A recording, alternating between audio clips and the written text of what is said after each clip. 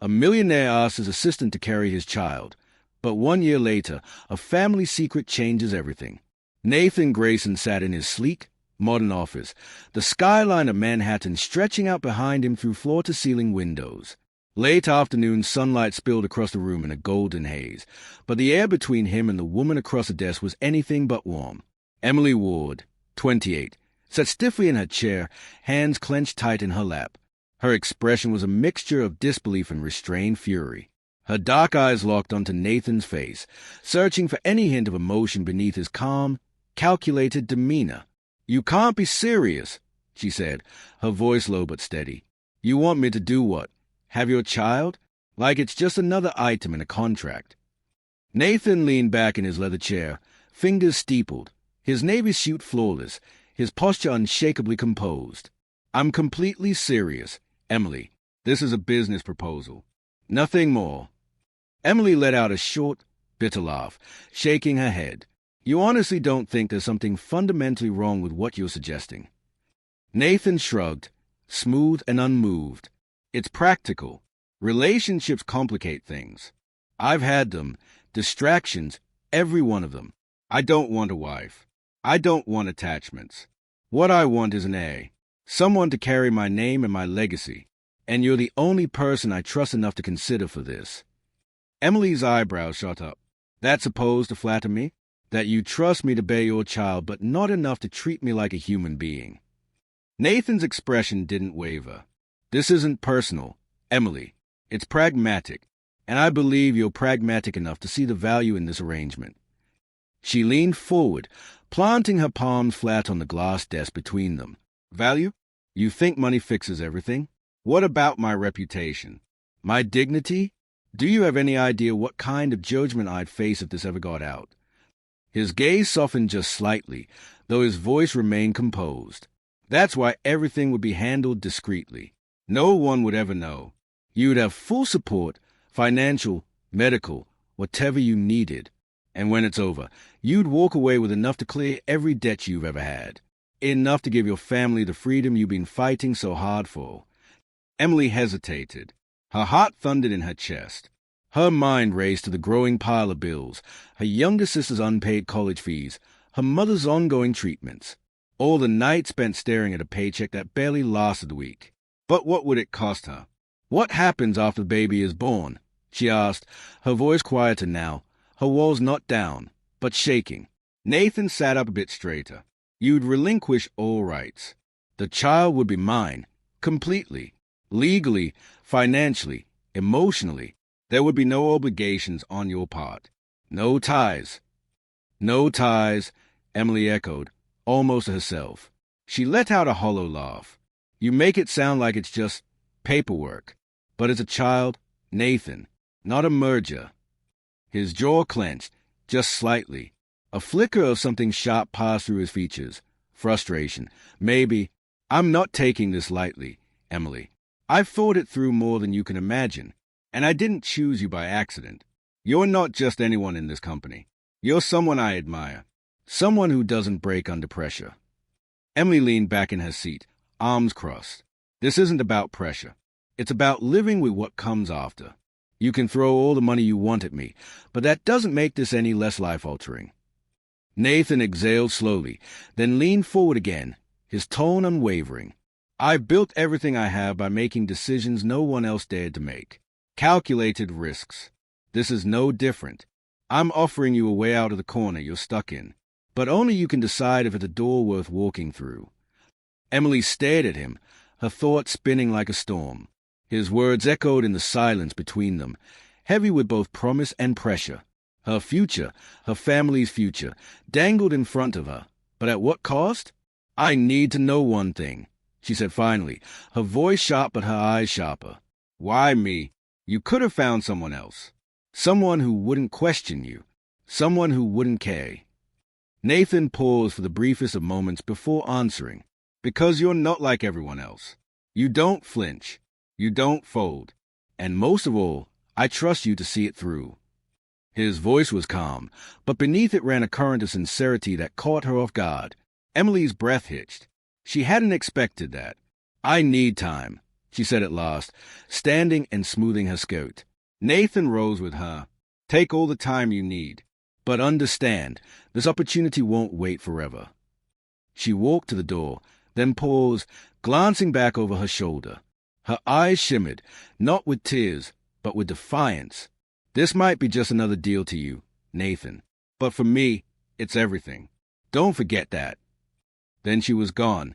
Nathan remained still, watching the door close behind her. For a long moment, he sat in silence, eyes fixed on the fading skyline. Whatever flickered across his face vanished as quickly as it came. He turned back toward his desk, already calculating the next move. Emily stepped into the guest house on Nathan's estate, her single suitcase looking small and out of place amidst the pristine luxury. Everything gleamed, the polished hardwood floors, the elegant furniture, the endless garden visible through the expansive windows. It was a world she'd never known, a world she'd never asked for. She set her suitcase down and ran her fingers across the cool marble of the kitchen island. A soft knock broke her thoughts. Stephanie, Nathan's assistant, stood in the doorway, her signature professional smile in place. "If you need anything, Miss Ward, I'm just a call away," she said, handing Emily a sleek phone already programmed with every number she might need. "Mr. Grayson has ensured everything will be provided for you." "Thanks," Emily murmured, her voice quiet, uncertain. Stephanie gave a polite nod before disappearing through the guest house door, leaving Emily alone once more. She lowered herself onto the edge of the plush cream-colored sofa, her movement stiff. Everything around her gleamed. Polished wood, soft leather, art pieces she didn't recognize but knew cost more than her annual salary. She didn't belong here. That thought echoed louder with every passing day. This wasn't a home. It was a holding cell, lavish and beautiful, but hollow, a transaction cloaked in elegance. Nathan remained distant, just as he'd promised. Days passed with barely a word between them. When he did stop by, his visits were brief, clinical. He'd ask how she was feeling, skim through the doctor's reports, offer a stiff nod, and then he was gone again before she could even blink. Emily felt like a vessel, not a woman, not a person. One evening, after yet another cold check-in, Nathan stood by the door, ready to leave. Emily snapped. "Is this what the next 9 months are going to look like?" she asked, folding her arms tightly across her chest. Nathan turned slowly, his face unreadable.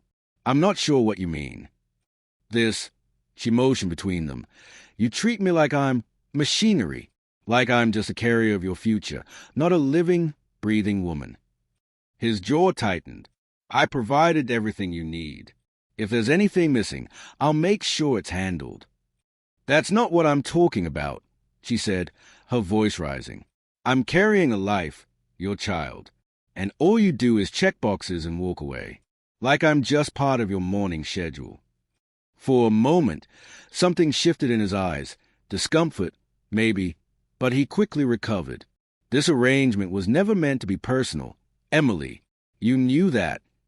She let out a bitter breath, stepping back. "You're impossible," she muttered.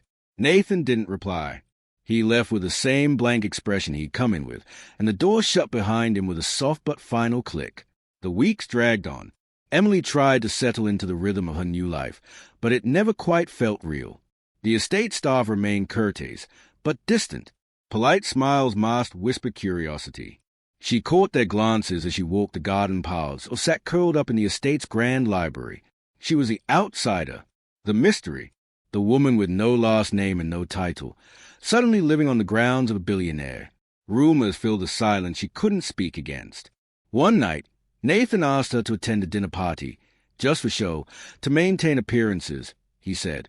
It was a formal gathering, investors, old money families, a room full of people who had never needed to ask the price of anything. Emily wore a simple midnight blue dress Nathan's assistant had left for her. It fit well but felt like a costume. She wasn't part of their world, no matter how nice the fabric. As she stood near the dessert table, trying to keep a low profile, she heard them. 2 women stood nearby, wine glasses in hand, their voices hushed but sharp. "Did you hear?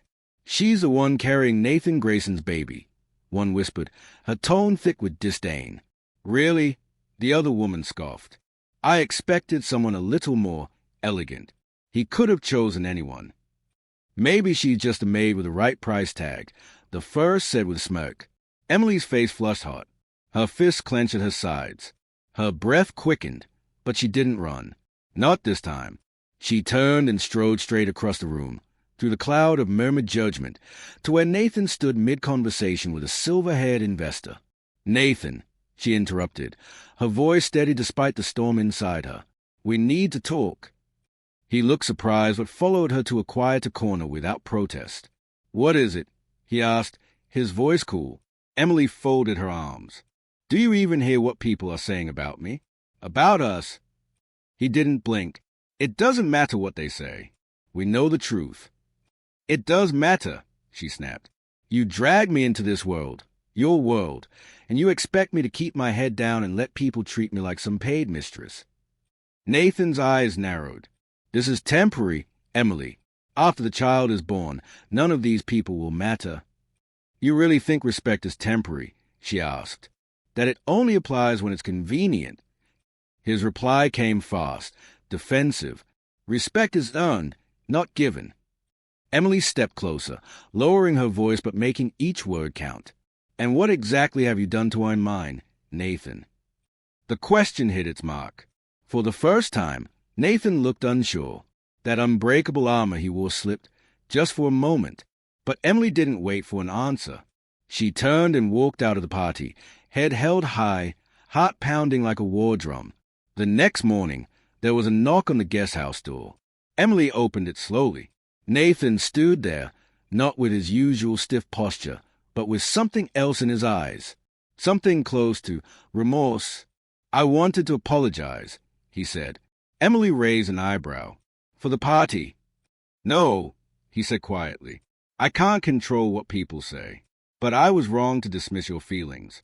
I've been so focused on the structure of this arrangement. I forgot how hard this must be for you." She studied him, trying to read the sincerity in his voice. "You can start by treating me like a person," she said softly. "Not a contract." Nathan nodded, almost imperceptibly. "Fair enough." A week later, they sat side by side in the quiet of a sterile exam room. The doctor adjusted the ultrasound machine, and suddenly the rhythmic thump-thump-thump of a heartbeat filled the space. Emily froze. Her breath caught in her chest as she stared at the screen. A tiny flutter, a spark of life, tears welled in her eyes. Against all odds, in the middle of this cold, strange arrangement, there was something real. She glanced at Nathan and saw something she never expected. His face had softened. He wasn't calculating or guarded. He wasn't thinking of legacy or image. He was simply watching his child. "It's strong," the doctor said with a smile. "Everything looks perfect." Nathan nodded slowly, eyes locked on the screen. For once, the world around him faded away. He wasn't a billionaire. He wasn't a strategist. He was a man about to become a father. Outside, as they walked to the car, Nathan surprised her. He opened the door for her, not out of duty, but instinct. On the ride back, the usual silence between them had changed. It wasn't cold. It wasn't tense. It was something new, a fragile beginning. That evening, as Emily stepped into the guest house, she found a small package resting on the entryway table. Curious, she picked it up and peeled away the brown paper. Inside was a stack of books, titles she hadn't seen in years. Classics, poetry, and a few novels she had casually mentioned to Nathan during a long-forgotten conversation weeks ago. Tucked between the pages was a note, written in his signature, precise handwriting. "Thought these might help pass the time. N.G." Emily stood there for a moment, blinking. Then, despite herself, she smiled. Not wide, not for show, but real. She held the books to her chest and whispered softly, "It's a start." The next morning began like any other. Emily sat beneath the sun-drenched pergola in the garden, a book resting in her lap, the scent of blooming magnolias drifting in the breeze. This estate, so vast, so silent, had become a strange kind of cocoon, peaceful, but never truly hers. She barely noticed Nathan approaching until his shadow stretched across the stone patio. "Morning," he said, lowering himself onto the bench beside her. His suit, crisp and dark, clashed with the soft greenery around them. "Morning," she replied, keeping her voice polite but distant. He gestured toward her book. What are you reading? She paused, then turned the cover toward him. A novel about resilience. Nathan nodded slowly. You've got plenty of that. Emily blinked, surprised. Thank you. I think. He leaned back, his eyes fixed on the horizon. You've handled this better than I expected. All of it. Emily arched a brow. Did you think I'd spend every day crying in a corner? He gave a faint, almost sheepish smile. Honestly, I didn't know what to expect. Most people break under pressure. But not you. Emily set the book down. Her patience, thin as paper, finally tore. You think surviving makes me strong, she said. It's not strength, Nathan. It's necessity. When you've got no other choice, you fight. That's it. Her words hit him with the quiet force of confession. He watched her carefully. Is that why you agreed to this? Because you felt trapped? She turned away, eyes distant. Partly. My mom passed 3 years ago. My dad left long before that. My little sister's college tuition, her entire future, that's on me. And you offered me a way out of drowning. Nathan was quiet. His face, usually carved from stone, softened. I didn't know, he said after a beat. Emily's voice didn't tremble. You didn't ask. The conversation stayed with him. That night, it echoed through his head louder than any investor call or business deal. He had never asked. Not once. Later that evening, Nathan found Emily in the library. She sat cross-legged on a velvet chaise, sketchbook balanced in her lap. Her pencil moved in confident strokes, the image coming to life without hesitation. He paused in the doorway, watching her for a moment longer than he meant to. You draw, he said, stepping inside. Emily looked up, startled. It helps me think, she said, offering him a glimpse of the page, a soft pencil sketch of the garden. You're good, he said, genuinely. Thanks. Nathan hesitated, then slowly took the seat across from her. I used to draw when I was younger. She tilted her head. Really? He nodded. Nothing impressive. Just sketches. It helped me escape. My father thought it was a waste of time. So you stopped, she finished for him. He nodded again, quieter now. Life doesn't always leave room for what we love. Emily studied him for a long moment. For the first time, she wasn't just looking at a billionaire. She was looking at a man, flawed, stifled, and human. Do you ever miss it? She asked. His answer came after a long silence. Sometimes. A week later, during another checkup, Nathan sat beside her in the doctor's office, a place he now showed up to without excuses. As they left the clinic, Emily turned toward him. There's a park nearby, she said. Would you mind if we took a short walk? I miss the sound of real life. Nathan hesitated, clearly uncomfortable out of his element. But then he nodded. All right. The park was quiet, the air crisp and alive with the scent of fresh flowers. Children played in the distance, and for once, Emily felt like something close to normal, until she stopped, clutching her stomach. A sharp gasp escaped her lips as pain streaked through her. Emily. Nathan was at her side in an instant. What's wrong? She staggered, her breath shallow. Something's wrong. The baby. Without hesitation, Nathan scooped her into his arms. The suit, the image, the man who never cracked. None of that mattered. He was pale, and he was terrified. Hold on, he muttered, his voice trembling as he rushed her to the car. Hold on. The hospital was chaos. Nathan barked orders into his phone as he drove, coordinating with doctors, demanding they be ready. Emily groaned softly, clutching her side. His hand stayed on her knee, his voice calm, but his eyes betrayed the truth. Fear had taken root. She was rushed away the moment they arrived, leaving Nathan alone in the waiting area, pacing. For once, he couldn't buy control, couldn't strategize his way out. He was helpless. Hours passed like centuries. When the doctor finally emerged, Nathan practically lunged forward.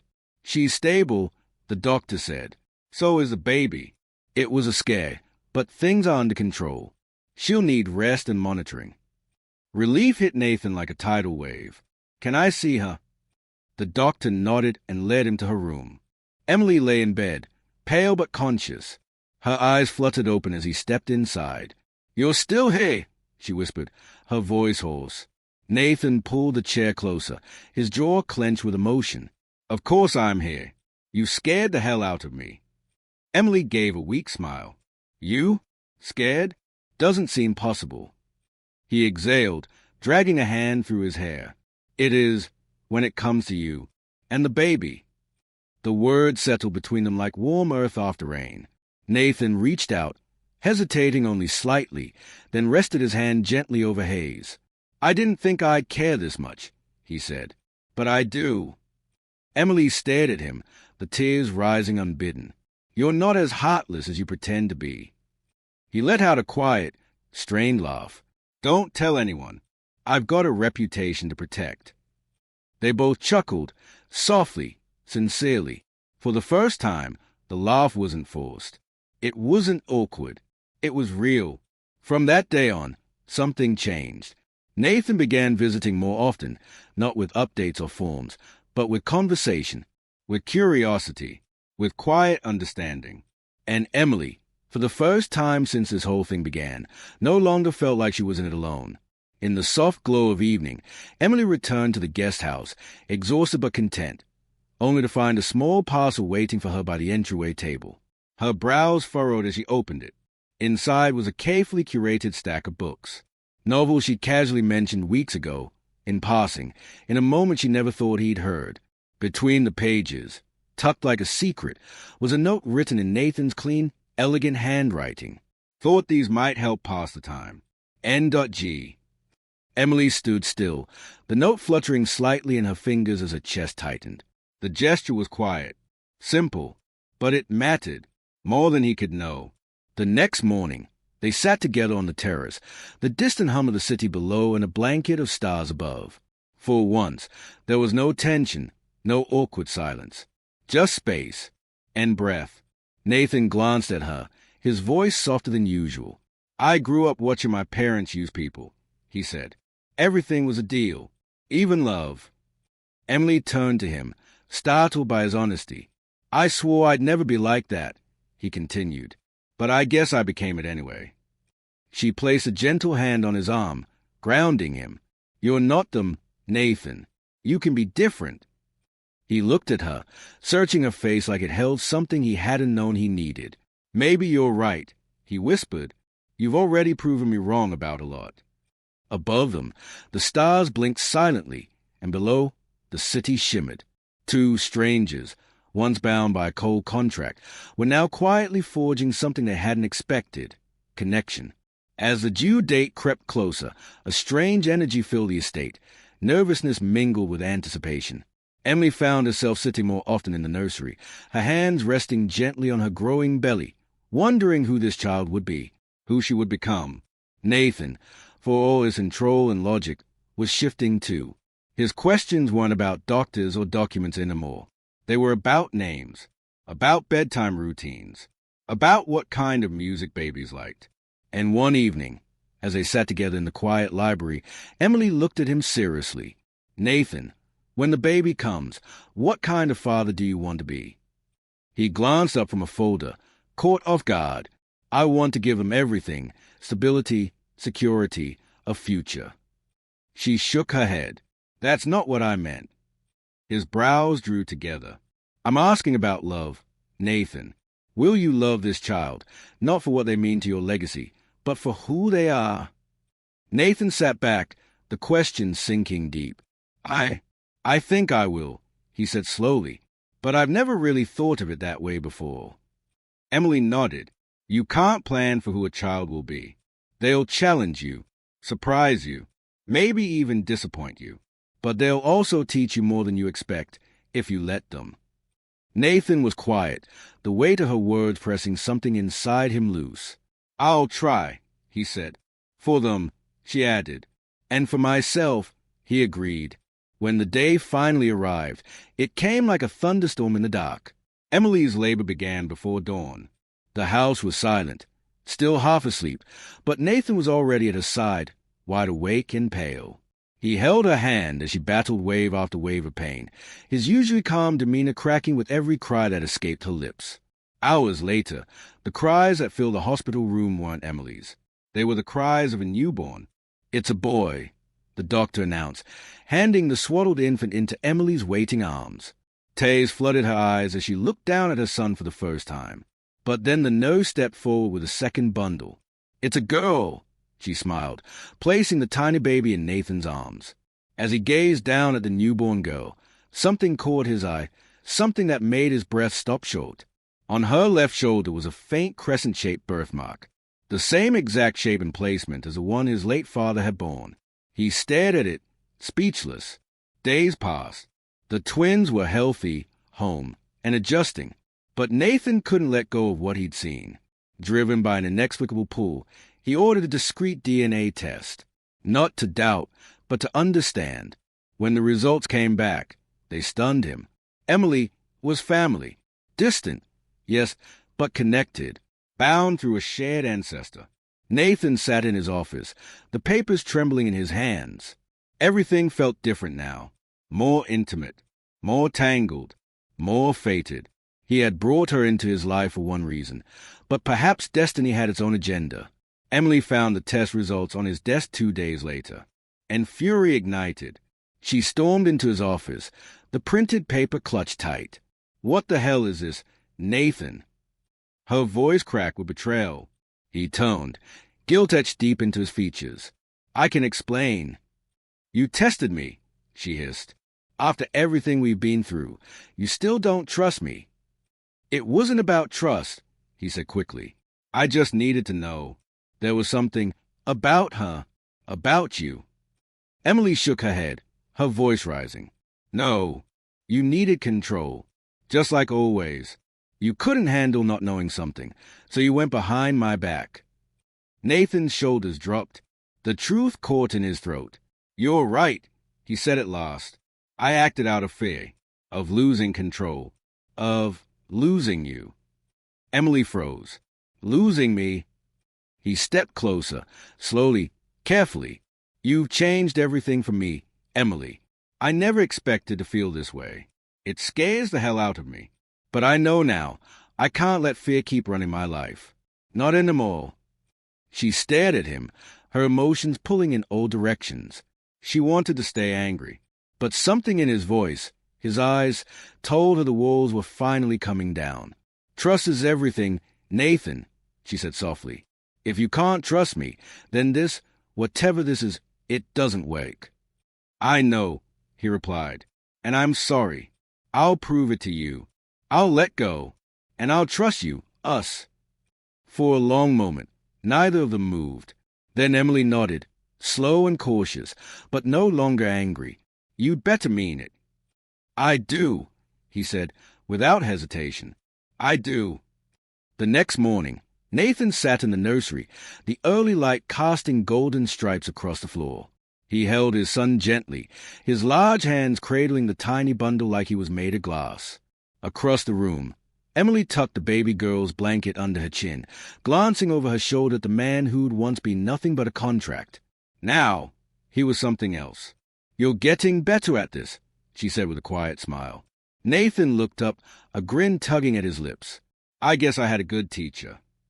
Emily chuckled, shaking her head. "It's not something you learn. You just care." Nathan nodded, eyes softening. "And I do. More than I ever thought I could." In the stillness of that nursery, with dawn breaking and 2 tiny heartbeats breathing softly, everything had changed. Nathan had once believed his life would always revolve around control, of his business, of outcomes, of himself. But lately, it was measured in quiet moments and midnight feedings, in lullabies sung off-key and bottles warmed just right. The man who once flinched at the idea of unpredictability now changed diapers at 2 a.m. without complaint. He even had a dog-eared parenting book beside his bed, something Emily secretly found adorable. One evening, after the twins had finally dozed off in their bassinets, the two of them settled on the couch. The soft murmur of the baby monitor and the glow of the lamp filled the room with a kind of peace Nathan had never known. "I've been thinking about what you said," Nathan began, his voice low but clear. Emily looked up, surprised by a serious tone. About trust and control. I want to do better. Not just for the twins, but for you. She set her mug of tea down, her heart caught in her throat. Nathan, you're already doing better. You've changed. That's what matters. He shook his head. It's not enough to change. I don't want to try. I want to be a real partner, a real father, a real family, not because of some contract, because it's what I want now, with you. Emily stared at him, her heart aching in the best way. She had imagined these words. In fleeting daydreams she tried not to take seriously. But hearing them now, real and raw, felt like a dream she wasn't ready to wake from. Nathan, she whispered, this is a big step. Are you sure? His reply was steady, unshakable. I've never been more sure. Nathan didn't stop at home. He took that same courage into the boardroom. At the next quarterly meeting, he stood before a room of polished executives and seasoned shareholders, his usual poise replaced by something rare, authenticity. There's something I need to address, he began, scanning the faces around the long table. There have been rumors about my personal life. I'm here to end the speculation. He paused. The room fell silent. Emily Ward is not just the mother of my children. She's someone I respect, someone I care deeply for. We are raising a family. Together. Gasps were swallowed. Whispers rippled. Nathan pressed on. I used to believe vulnerability was weakness, that emotions had no place in leadership. But I was wrong. Vulnerability, honesty, is strength. And I intend to lead this company the same way I lead my family, with truth, integrity, and compassion. For a moment, there was nothing but stillness. Then came the nods, the applause, quiet, then growing louder. In the back of the room, Emily watched through glass doors, eyes glistening. For the first time, he had stood with her, for her. No contracts, no pretenses. As the months passed, Nathan and Emily transformed the mansion into a home. No more echoing silence. Now it was filled with laughter, the soft jingle of toys, and the smell of Emily's cinnamon rolls baking in the kitchen. The company shifted too. Nathan rolled out flexible hours, extended parental leave, and wellness programs for working families. Emily, drawing from her own struggles, helped design a support initiative for single parents, something she never imagined doing but now cherished deeply. They weren't just building a life. They were building something bigger. One warm spring afternoon, they sat in the garden, watching the twins roll and giggle on a pastel blanket beneath the swaying trees. Nathan reached for Emily's hand, squeezing it gently. I never thought I'd have this, he said softly. Not just a family, but the feeling, like I finally belong somewhere. She smiled, brushing her thumb across his knuckles. You've come a long way, Nathan, and you earned every bit of it. He turned to her, his expression open and unguarded. Not without you. You taught me how to care, how to trust, how to love. Tears welled in Emily's eyes, but she blinked them back. And you showed me that people can change if they want to. The twins' first birthday arrived on a cloudless afternoon. Balloons danced in the breeze, and the garden buzzed with friends, laughter, and the scent of fresh flowers. The once-cold mansion was nearly unrecognizable, filled now with warmth, music, and homemade paper garlands hung crookedly on purpose. A two-tiered cake sat in the center of the lawn, flanked by smaller smash cakes for the twins. Emily helped them blow out their single candles, giggling as frosting ended up on both their cheeks and haze. Nathan stood nearby, watching it all, his heart full in a way he never knew possible. Emily caught his gaze and motioned him over. He scooped up their son while Emily lifted their daughter, and together they turned toward their guests. Two parents who had once been strangers, now united in love and purpose. That night, after the last guest had left and the twins were asleep, Nathan and Emily sat together on the front porch swing, the night quiet and the air laced with a faint scent of jasmine. Do you remember where we were a year ago? Emily asked, resting her head on his shoulder. Nathan let out a slow chuckle. I was buried in contracts, trying to ignore every emotion I had. And you? I was walking into a deal, Emily smiled softly, wondering if you were the coldest man on earth. He laughed, not defensively, but with a nod of truth. You weren't wrong. She leaned into him. But you stayed. You changed. You showed me what love could look like. And you showed me that trust is earned and worth it, he said. You believed in me before I did. Their journey didn't stop at their doorstep. Inspired by their shared experiences, Nathan and Emily launched a foundation dedicated to supporting single parents, working families, and people navigating the impossible with quiet courage. They provided child care programs, financial literacy classes, scholarships. Emily helped lead the charge, ensuring no woman would ever feel as alone as she once did. One evening, as they sat under the stars again, watching the twins sleep through the monitor screen, Emily spoke softly. It's strange, the foundation, the twins. It feels like they've already left their mark on the world. Nathan nodded, his voice quiet. They brought out the best in us. They've taught me more than any mentor, any book ever could. Emily looked at him, eyes glistening in the moonlight. And to think, she whispered, it all started with a contract. Nathan reached for her hand, and ended with everything I never knew I needed. Nathan smiled as his fingers gently found Emily's. The quiet hum of the house surrounded them, the warmth of a nursery soft and comforting. They stood side by side, bathed in the dim glow of the nightlight, watching their twins sleep, tiny hands curled into fists, soft breaths rising and falling in rhythm. They've changed everything, Nathan whispered, his voice rough with emotion. Emily nodded, brushing a loose curl from her daughter's forehead. And we've changed too, she said softly. For the better. The next morning, sunlight filtered through the curtains, and Emily stirred to find a folded note on her nightstand. It was written in Nathan's precise, almost architectural handwriting. Emily, thank you for giving me a life I never thought I deserved. You, the twins, and this wild journey of ours, you've shown me the meaning of love, of purpose. I promise to keep learning, keep growing, and keep building this life with you. For all of us. Yours, Nathan. Emily sat in silence, tears slipping down her cheeks. It wasn't just a note. It was his heart, open, sincere, and laid bare in a way he never had before. Later that day, the garden echoed with laughter. Nathan crouched low in the grass, holding their son's tiny hands as he took wobbly steps, wide-eyed and giggling. Just a few feet away, Emily spun in slow circles with their daughter in her arms, her hair catching the sunlight, both of them laughing like the world was made of nothing but joy. For once, there were no shadows behind them, no contracts, no burdens, no unspoken fears.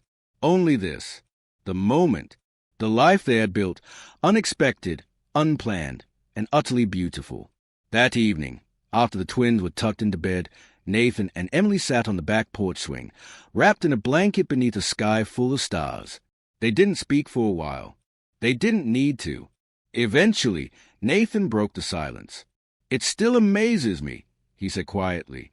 Where we started, where we are now. Emily looked up at him, her eyes warm. And where we're going, she added. He turned to her, brushing his thumb across her knuckles. I was afraid of everything before you came into my life. Afraid of love, of connection, of not being enough.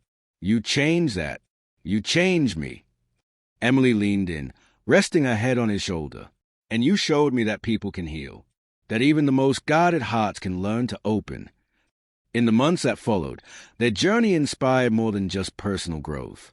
Together, they continued expanding their foundation, reaching families, single parents, and those who felt lost in the chaos of survival. What had started as a transaction had turned into a legacy of compassion and hope. Emily often looked at the twins and marveled at how much they had taught her, not just about motherhood, but about resilience, faith, and love without condition. And Nathan, once cold, clinical, and closed, had become the kind of man who read bedtime stories in silly voices, who burned pancakes every Sunday morning, who let go of control and found something better in its place, connection. And so their story reminds us, life doesn't always begin with fairy tales or perfect intentions. Sometimes it starts with a contract, a compromise, or even a mistake. But with courage, trust, and the willingness to grow, even the coldest arrangements can bloom into something real, something enduring, something extraordinary, because love isn't born out of perfection. It's forged through change, through choice, through second chances. What did you think of Nathan's incredible journey? We'd love to hear your thoughts in the comments below. If this story touched your heart, please give a thumbs up, share it with someone who needs a little hope, and subscribe to our channel for more soul-stirring stories like this. Thank you for being part of this one. We'll see you next time, right here, with another tale from the heart.